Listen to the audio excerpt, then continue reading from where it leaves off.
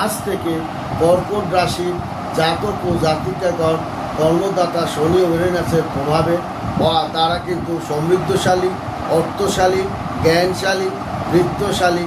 তারা কিন্তু আজ তাদের জন্য সেই যোগ পড়ে গেছে। তারা বড় ধরনের একটা পরিকল্পনা বাস্তবায়নের দিকে ধাবিত হচ্ছে কর্কট রাশির জাতক ও জাতিকাগণ।